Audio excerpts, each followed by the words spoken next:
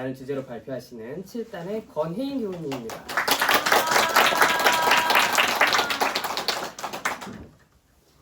반갑습니다. 반갑습니다. 7단 권혜인입니다.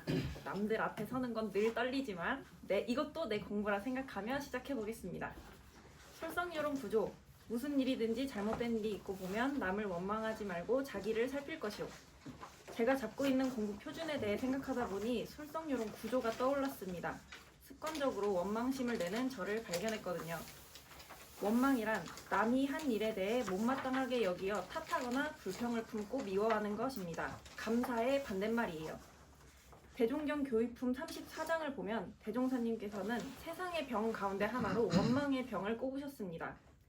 개인, 가정, 사회, 국가가 서로 자기의 잘못을 알지 못하고 저편의 잘못만 살피며 남에게 은혜 입은 것은 알지 못하고 나의 은혜 입힌 것만을 생각하여 서로 미워하고 원망함으로써 크고 작은 싸움이 그칠 날이 없나니 이것이 곧 큰 병이며 라고 하셨습니다. 원망. 저는 병원에서 환자의 일상생활로의 복귀를 위해 재활하는 작업치료사로 일하고 있습니다. 원망하느라 바빴던 때를 떠올려 보면 제 담당 환자 한 분이 떠오르는데요. 정말 싫고 힘든 환자였어요. 힘들었던 이유를 이야기해보자면 우선 제도적으로 해서는 안 되는 치료였어요. 그 처방 난 과목과 환자가 원하는 방향이 달랐거든요. 그래서 그런지 왜 치료해야 하나 싶었어요. 왜 담당 치료사가 나여서 곤란한지. 환자도 싫고 그 환자를 나에게 배정해준 실장님도 싫었어요.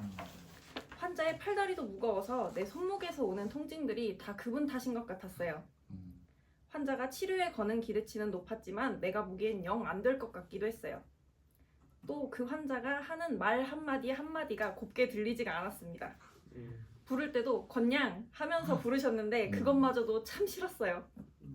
그분의 치료 시간인 11시 30분이 무서웠어요. 하고 나면 진이 다 빠지고 오늘 할 일 다 했다 싶을 정도로 지쳤습니다. 내가 여길 그만둬야 끝날 인연인가 싶을 만큼이요. 이 환자와의 일이 아니어도 힘든 일이나 고민거리가 있으면 생각과 걱정이 끝도 없이 많아져서 새벽이 다 되도록 잠도 못 들었습니다. 스스로가 내가 불안장애인가 싶을 정도로 생각이 많았어요. 그러다가 어느 날 문득 깨닫게 되었습니다. 이거 다 내가 만든 파도구나. 내가 갇혀서 허우적대는구나. 이렇게 힘들어하는 것에 날 낭비해도 되나? 하고 말이죠. 한참 힘들어하던 중에 원불교의 수행 과목 중 일기법을 접하게 되었습니다. 제가 참 좋아하는 교당 언니가 있는데요. 몇 년 전부터 꾸준히 일기를 작성해오던 언니였어요. 경기도에서 지내던 언니가 오랜만에 교당에 온 날이었습니다. 일기장을 들고 와서 교무님과 문답을 나누던 모습을 보고 관심이 확 가더라고요. 그래서 그때부터 나도 일기를 써보겠다 하고 교무님과 정기일기 공부를 시작하게 되었습니다. 먼저 집중했던 건 정기일기 중에서도 심신작용 처리 일기였어요. 경계 상황 속에서 발견하고 멈추고 어떻게 해야 좋을지 방향을 생각해보고 돌려보고 잘 되어도 기록해보고 안 되어도 미처리 일기라며 기록해두었어요. 이번엔 잘 못했지만 나중엔 뭐 이렇게 해봐야겠다라고 하는 그런 일기였어요. 이 과정도 쉽지 않았습니다. 초반에 제 일기는 뒤죽박죽 실컷 쏟아내는 일기였어요. 지금 보라고 하면 못 볼 정도로 그런 일기였습니다. 교무님의 지도로 틀에 맞춰 쓰는 연습도 하고 문답 감정을 통해 그 환자분을 보는 저를 공부해보기도 했어요. 잘 쓰고 싶다라는 욕심이 앞설 때는 작은 것을 모아 큰 것을 이룬다는 뜻의 이소성대를 되뇌이며 스스로를 다독여보기도 하면서 몇 개월이 흘렀습니다. 앞서 말씀드렸던 이 환자에 대한 생각이 확 바뀌었던 날이 있었는데요. 보행 보조도구인 워커를 잡고 일어서는 연습을 하던 어느 날 저에게 그 환자분이 본인의 잔뜩 구겨진 병원복 바지를 보고 내 바지 좀 봐. 이게 무슨 꼴이야. 난 평소에 양복 바지에 주름만 살짝 잘못돼도 다른 바지로 갈아입던 사람이야 하고 퉁퉁대셨습니다. 늘 해오시던 불만이었고 늘 뾰족하게 들렸는데 그날은 좀 다르게 들렸습니다. 나에게 더 신경 써줘 라는 말로 와닿았어요. 저분은 표현은 저렇게 하시는구나 싶기도 했고요.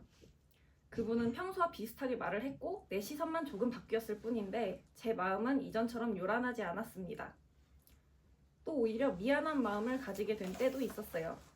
그분은 독실한 기독교 신자이신데 어느 날 저한테 이런 말을 하셨습니다. 나는 나를 위해 일하는 사람들을 위해 기도해. 권양도 나를 위해 일하잖아. 라고 하셨어요. 난 참 많이 미워하고 싫어했는데 이 환자는 나를 위해 기도하는구나 싶어서 그동안의 저를 반성하게 되었습니다. 저는 그동안 고슴도치처럼 가시를 잔뜩 세운 상태로 매일 그 환자를 대하고 있었습니다. 그런 내가 나를 타인을 향한 원망심만 커져가는 파도 속으로 밀어넣고 있었고요. 곳곳이 부처님이고 모든 일마다 불공하라고 하셨는데 저는 습관처럼 원망심을 내고 있었어요. 정기일기를 작성해오며 이런 스스로를 반성하고 대조하고 있습니다. 하면 할수록 더 금방 알아채고 마음을 일찍 돌려볼 수 있는 것 같습니다. 이 공부는 지금도 앞으로도 쭉 이어질 거예요. 우리가 하는 마음 공부가 남을 위한 것도 있지만 가장 먼저 나를 위한 공부라는 것을 되새기며 앞으로도 열심히 이어가 보겠습니다. 제 마음 공부 이야기 들어주셔서 감사합니다.